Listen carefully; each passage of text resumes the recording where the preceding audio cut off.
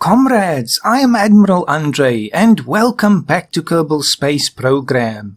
It's the evening now. Actually, if I look at this, we've been progressing from the morning to the afternoon, and now it's evening, and that was entirely unintended.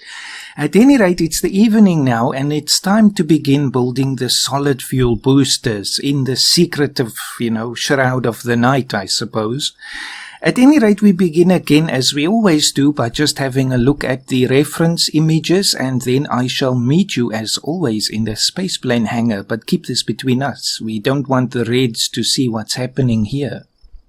Comrades, well, I suppose life happens. I was so eager to record this part of the video. I was almost finished with it when I realized I never pressed the record button. I never even opened up Bandicam. It's one of those things. At least now I know what I want to say. So we start with this part here, comrades. This is of course a very good cutaway of the booster. We just look for a shuttle solid booster. Then we see, of course, we know at the bottom the nozzle here widens, but we see there are 4 separation motors on the bottom, and they are sort of in line with that widening of the tank there, but they definitely point upwards here. We don't have to open that.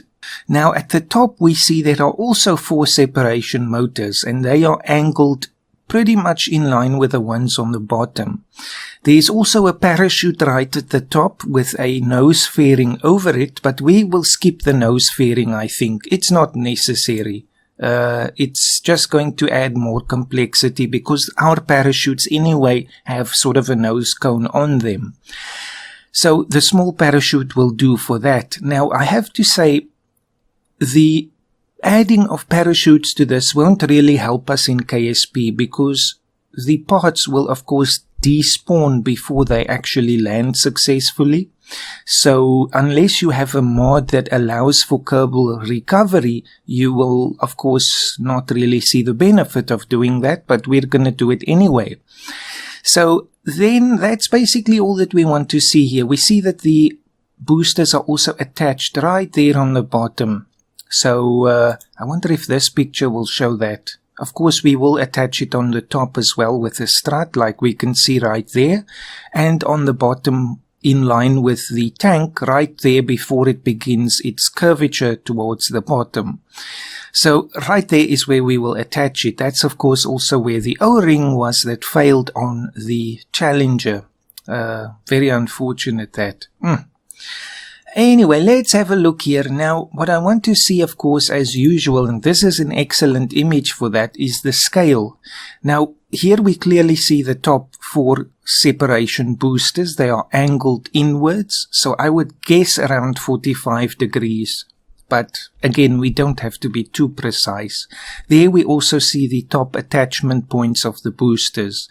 Now, that's pretty much in line with the nose right there of the shuttle, but the narrowing of the cone here begins just ahead of the shuttle nose. So that's a very important reference point. Also, the top of the booster nose cone is almost exactly in line with where the external fuel tank begins its curve towards the top. So that again gives us another very good reference point right there. Then, if we have a look at the width of the boosters, we can see clearly from this perspective at least that they would fit inside the cargo bay of the shuttle. So the 2.5 meter parts will be exactly what we're looking for here. Of course, we'll be using empty fuel tanks again, like with the Saturn V with the solid fuel. But hey, that's a solution because our boosters in KSP, our solid fuel boosters, are woefully insufficient for the task. So we have to use more boosters. So now we get roughly the width here and we know where it attaches. What we now want to see is how far the boosters extend beyond the shuttle on the bottom. And I couldn't get a proper solution for that, so we'll have to roughly guesstimate that, I suppose.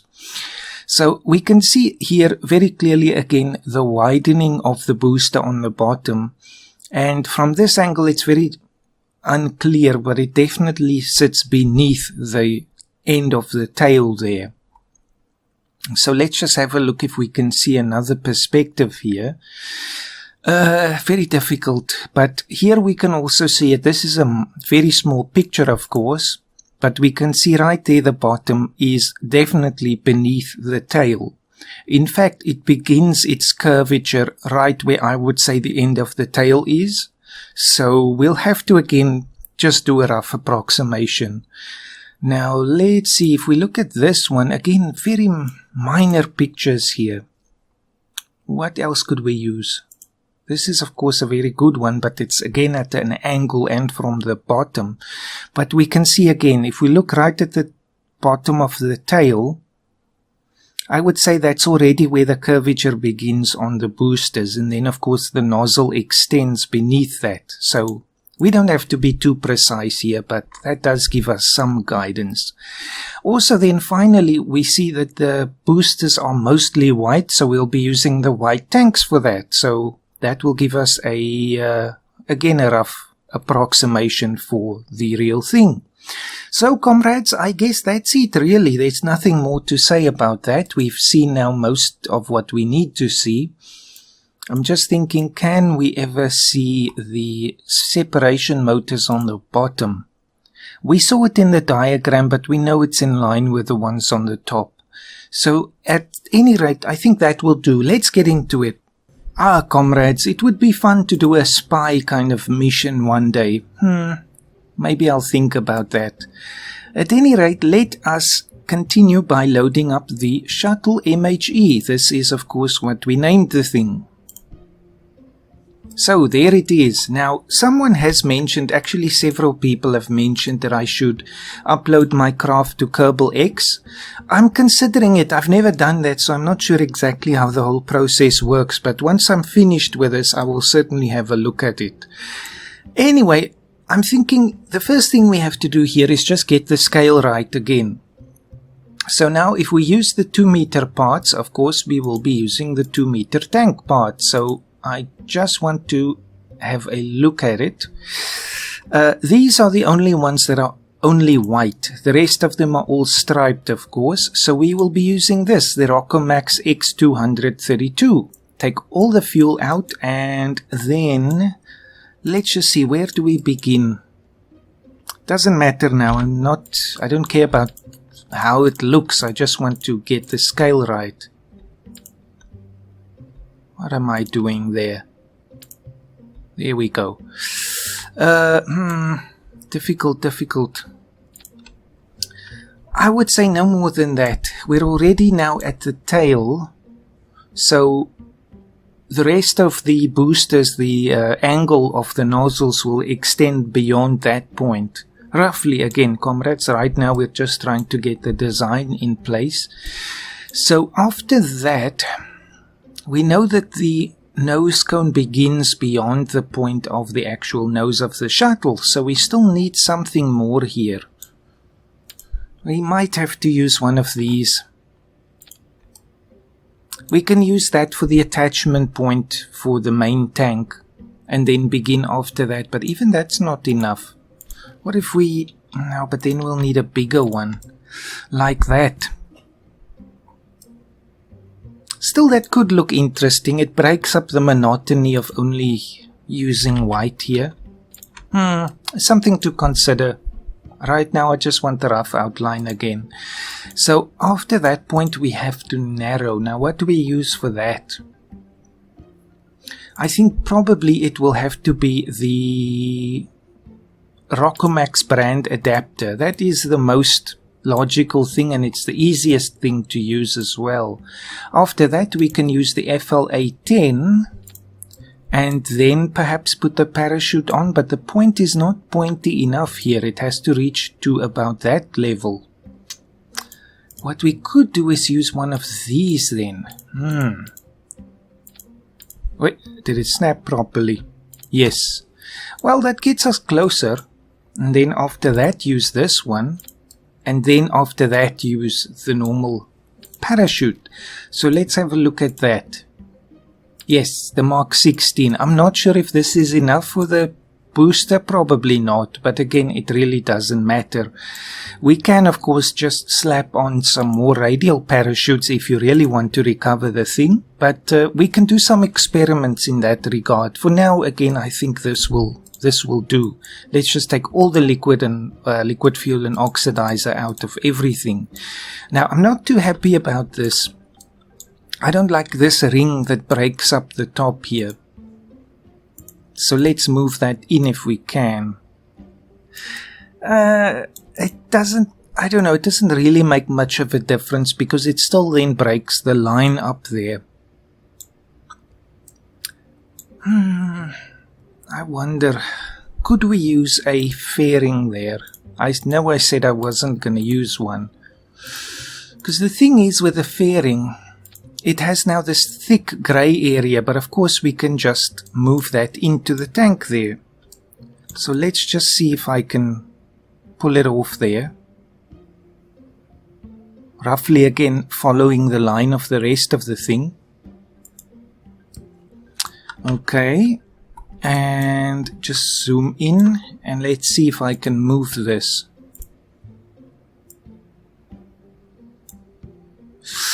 That doesn't get us any closer, it just repeats the same thing. Well, I suppose like that it's not bad, it's not too obvious. No. Little bit more. That'll have to do, comrades, that'll have to do. It roughly follows the line at least. And then we can put a proper parachute in there. I think that'll work. Let's keep it. It adds a bit of complexity, but that's the way it goes. Now the question is, do we get rid of this fairing when we separate the boosters? Because, I mean, we'll have to, otherwise the parachutes won't deploy. And I'm sure the real thing did not do that. But you know, there's another possibility. Now, where on earth are those things? The service modules. That doesn't really help. We get the same problem again. But actually now I don't want to use the fairing. That big grey section just doesn't look very nice. Is there nothing else I could use here? No. No. We could of course just use a round section like that, but that's not really what it looks like. What about that? Of course, there, that's it. Then we'll put a parachute in there. That works better, comrades. Good grief, so much simpler. Now, in this case, I suppose we can just move the booster down a little bit so it doesn't overlap with that line there, because we still need to actually move a little bit further down anyway. So I think we've got the scale right now. Yes. Okay, and I do like these black stripes on the top. They do add something different there. So what I'm going to do now, comrades, is I'm going to put this into a sub-assembly, and I'm wondering now, is this going to work? Maybe I'll have to put a probe core on here. Not sure actually. Maybe it will work, because I want to work on this separate from the rest of the craft. Let me just turn the sound down again. So we have to find the attachment point. I suppose it will just remain there, the attachment. So we'll say solid booster.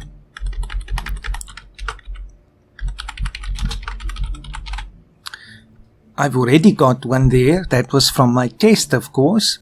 So we'll override that. And did it work now? I suppose it did. So now we say new. We didn't change anything with the shuttle today. So right now we'll just throw a tank here just for a placeholder. Let's just throw it there, because we need to make this as simple as possible. So of course now we will use a big hydraulic detachment manifold. So we'll pretend that's the bottom of the big fuel tank there, just so we again get everything more or less in place. And then we grab the solid booster and attach it there. Now again I have to flip it over here. So we will have to, of course, move it a little once we attach it to the real thing. But now that we've got that, the reason I want to do it like this is because later we're going to put it in 2x symmetry, and then instead of having to mess with it, it will all be done on the one side and then it will all be done on the other. So what I want now is, of course, the kickback solid boosters. Actually, no, we need to move to the VAB now, I think. That's difficult. We don't really have to, I suppose. Let's just press R and see if that works. Yes, it does. So it's the mix of radial and mirror symmetry that causes the problem with these boosters. That's why I want to build them separately like this. At any rate, now we will put them into the tank so that this part that widens on the bottom is still showing there. Now, of course, we've got a lot of empty space on the top, so what do we do with that? Well, what we're going to do here is we're going to put a lot of these in. We're going to put 8 on each side. So, of course, again, with the same things in mind that I said during the Saturn V build, which used the solid fuel. Of course, I'm clipping the stuff in here now, but the tanks are empty, so I'm okay with doing that. Also, what we then imagine happens is, instead of clipping these things or building separate boosters into a bigger one, the engineers here will just fill the big thing with solid fuel, but I can't do that, so I have to approximate it somehow, and this is the way that I do that. This is also why we have the extra space at the top, because if we imagine, of course, two things can't occupy the same space, so we can't really clip these things in, but then we use the rest of the booster for the rest of the solid fuel. So imagination is required, because we can see they move into each other there. Now, all that we want to do in this point, or at this point, is to make sure nothing sticks out here. I don't want these lines sticking out on the tank, so just like that. Now, of course, again, with the same caveat, here it's now a mess of different nozzles, but we imagine it is just one nozzle down there. And of course then it still widens a little bit on the bottom, so this approximates it quite nicely. Again, that's all we can do. Let me just have a look at this. Can we move it a little bit up? Don't want that black showing there. There. As good as it'll get, comrades. So now we of course use the boosters completely full and with the thrust limited to 100%. That means they are going to burn out in 1.28 seconds. Now the real ones burned out just after 2 minutes. Again, nothing I can do about that. If we put them on half thrust, then it's not going to be enough to lift the stack. So we have to make do, comrades. Then the next thing, of course, is to use struts. And the reason that I do this, first of all, we can just say strut them or auto-strut them to each other. Oh, it's now attaching to this. Oh well, it's okay. We'll do it anyway. Let's turn it off. We'll do it when we attach them.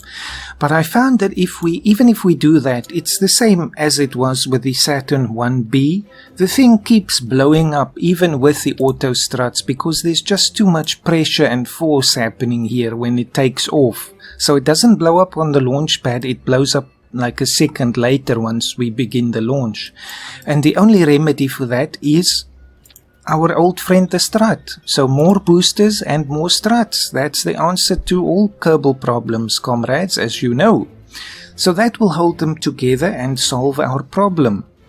Now, we also of course have to put the separation motors in at this point. So imagining this is the part that points to the front, we have to put it here on the 45, more or less. Again, I'm not sure of the exact angle, but I'm not going to bother to look it up because 45 looks best in my view.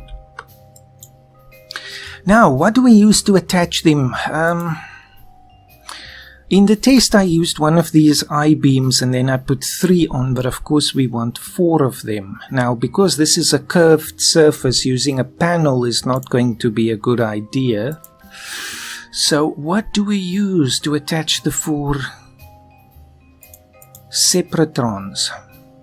And the reason why I don't want to put them on individually is because every time you move one of them like this, or is it not going to do that now? No, it's not going to do it now. It makes a little jump there, but anyway, it's better if it doesn't do it. Just one time symmetry, and I want the mirror back again. So, of course, this is the angle I'm looking for, so we need to offset it slightly. Now, where on the real thing is it attached again? It's on the cone itself, on the top. Yes, just about the bottom separatrons are about halfway up the cone. So we are on the cone now, and halfway up is about there, so the bottom ones need to be right there. So now, of course, I use another one, and we just want to see if this is going to look decent here. Now I want to space them all roughly equally here. Again, the perspective is not always the easiest thing to judge with. Let's just move them in and then see. I leave them on 100% thrust, comrades. It just makes it easier. F. And I just want the nozzle to show. But I don't want the nozzle clipping itself. So, something of that nature. That's why it's again easier. You do this in 4x symmetry on some kind of thing, and then you attach that to the booster. But this will also work. The spacing is not good.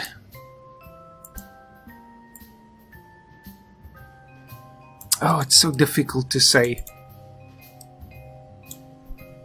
It's also because the line on the back here is wavy. It adds to the appearance of it being out of line there. Let me just have a look again at the real thing. I think they sit a bit closer to each other than that. Again, keeping in mind this must be about halfway up the cone. Come on.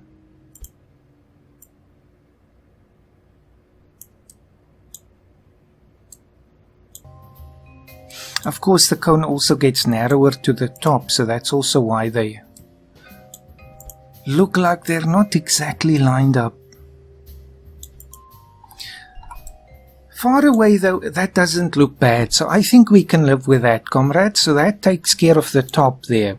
Now of course we have to do the same on the bottom, and there we will have to put 4 of them on in a way that actually attaches to this part, which is going to be a bit difficult. So in that case, we can just use the 45-degree angle. I suppose we just attach it here. If we do it down here, it's not going to work properly. So we'll have to attach it there and then right next to that. Although again with 4 it's difficult because the middle point is now not going to be perfectly balanced. Oh well, let's just place it and see what happens.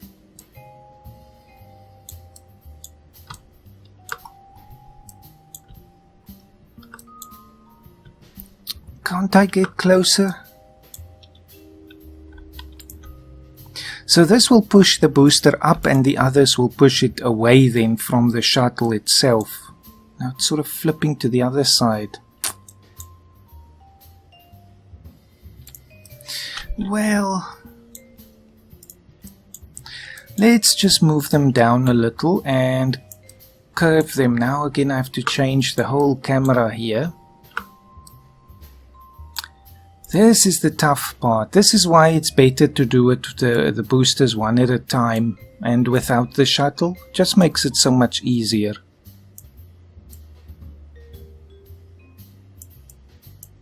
Like that. Yes, I don't want the bottom of the separatron clipping through there, you see.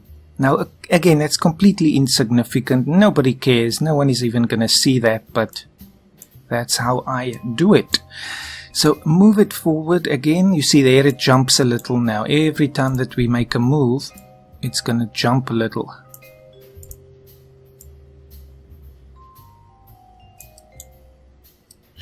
So, is that good-ish? Maybe? Yes? No?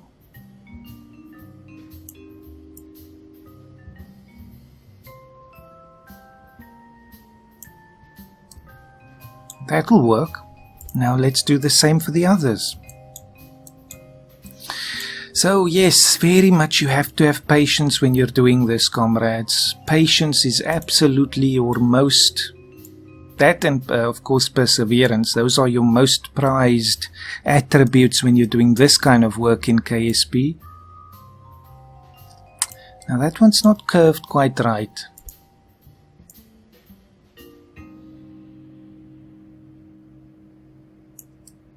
Maybe that will be better.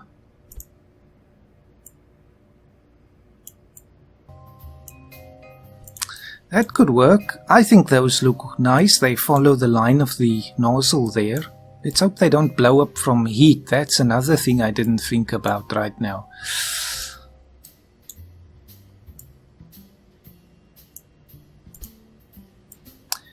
But yes, we'll see, we'll see.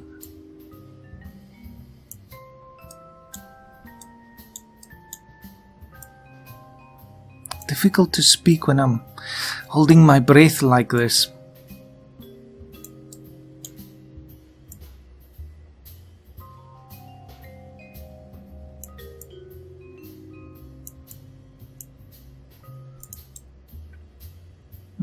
Okay, I think that'll have to do, comrades. It's difficult because now we're on the next nozzle there and they are obviously not lined up properly, so we get this kind of a V shape, but that's in line with the structure there, so I am happy with that.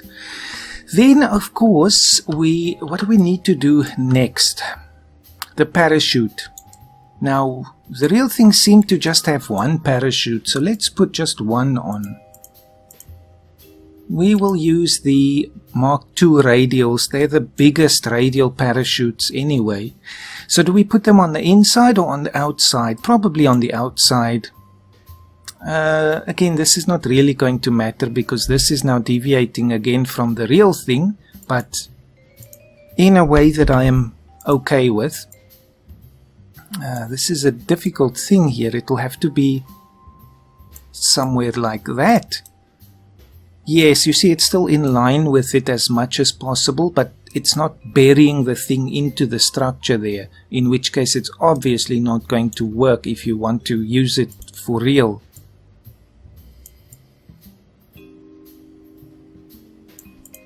I suppose, because I really want to make it as unobtrusive as possible. That's not even angled correctly.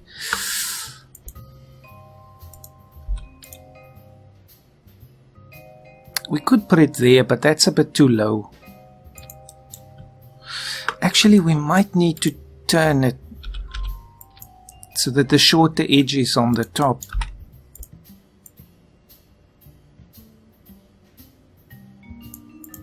Yes, that will work, comrades. So now what we need to do is to tell this thing to activate with a very high minimum pressure, because we don't want the parachute opening as soon as we deploy it. Then I think we're done here. That's basically all we have to do for the solid fuel booster. So now what we have to do is again attach it to or put it into the sub-assembly. So in this case we'll do it with the hydraulic attachment manifold. Solid booster, and delete that one, so it's now got more parts, so I think it's right. And then we'll just load up the shuttle. Load and hope for the best here. Let's see, so the thing has to attach in line with the other one. Now, okay, so first snap and then rotate, and well, actually it's difficult to tell where exactly the thing is. Oh, that's not even right. And I see the struts are going right through. Okay, well, this is a beginning position. So let's move the whole shuttle upwards so we can actually get underneath here, just like a mechanic, and see what the heck is happening here. It's difficult. The camera doesn't always play along here. Yes, this will be the best way. Let's get under the wing here. So first of all, we want the thing to move down. Right to the very edge there. Yes, so it's attaching right on the edge. Good. So now that's... oh, good grief. No point in doing this if we don't double the symmetry.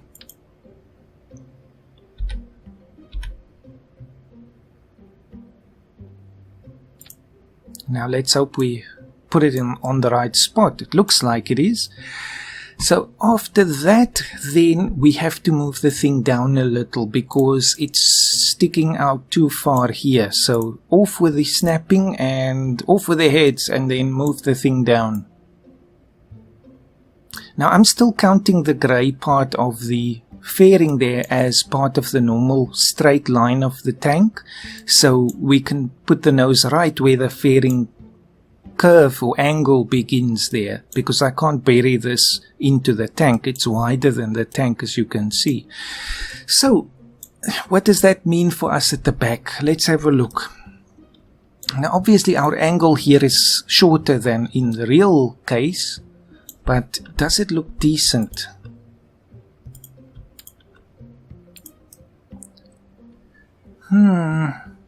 It does look a bit longer than the tail. Not much. If we draw that line almost right on the wall there, it goes right to the angle there. So yes, I think that's it. We don't want it to be too far down. Okay, so now let's fix first of all, the top attachment point. So in this case, we're just going to use a very simple strut. And just to get in here now is the other thing that's not so simple. So this has to be where again? Let me just have a look at the point just beneath where the curve of the nose cone begins. So now I dropped the strut somewhere. So I would say, oh, this is tough. Somewhere here. Yes, the curve begins there. So just about there. 2 times symmetry, of course. And going right through to the other side. That looks so bad, though. What's happening here? Why are you looking like that?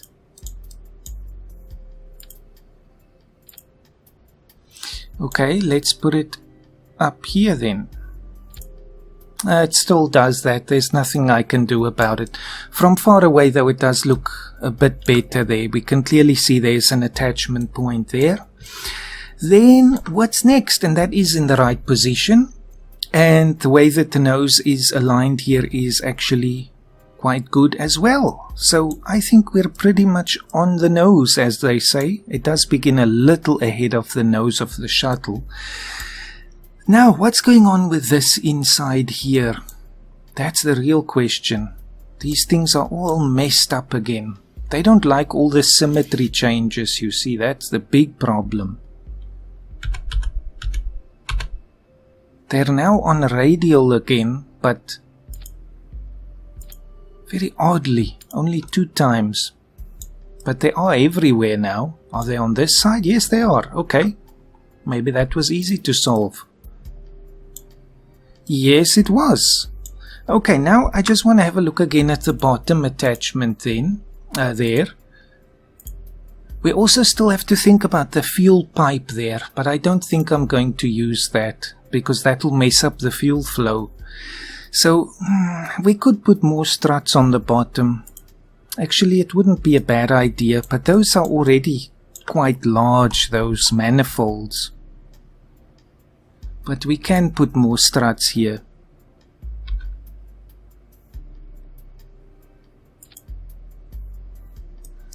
Now, how are we going to see that?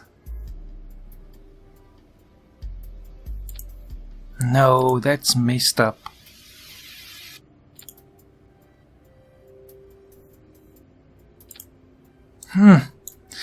What I need to do is see it from the side.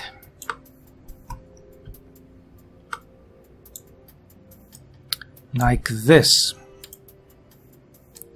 Maybe if we put it on the booster first, but now again I can't see how far down it is. No, now we can see it's angled there. This is not necessary. No. Tough stuff, this. Oh, good grief. Those points already look good. I don't think we need to put extra struts on. That's going to duplicate that bolt there. Because the real one just had the single bolts. I'm looking at it now. No, we're not going to bother with that. Okay, so what's next then? This pipe then. I don't know about the pipe. There are two pipes actually. The one goes from the oxygen or liquid oxygen tank on the top. At least I think that's the LOX tank. Right down to where the shuttle attaches there. But you see it won't go that far either. No. This is going to mess the whole thing up. So we're going to skip on that, comrades. Because the fuel flow is now going to have to be set up tank by tank, and definitely it won't work if we have fuel lines messing it up. But one more important thing we have to do is to say the hydraulic manifold must enable cross feed. Then we don't have to put pipes there. So now basically I'm just going to get the order here. We're done with the solid fuel boosters, I think. That's it. There's nothing more to do there. It's a very simple thing. All I would say that we need to do for the whole structure though is to say auto strut and auto strut on the bottom here. And auto strut these. They will all attach to the tank itself. And of course auto strut from the booster. And auto strut from this engine mount, so that everything is just nice and stable here. This helps a lot. Also, I was thinking yesterday when I launched my test shuttle again, I'm not sure if it will make any difference. Actually, I don't think it will. If we put reaction wheels on a side angle, because we still get some wobble. That's unavoidable. As long as it's a manageable wobble, I'm perfectly fine with it. But let's put some more on.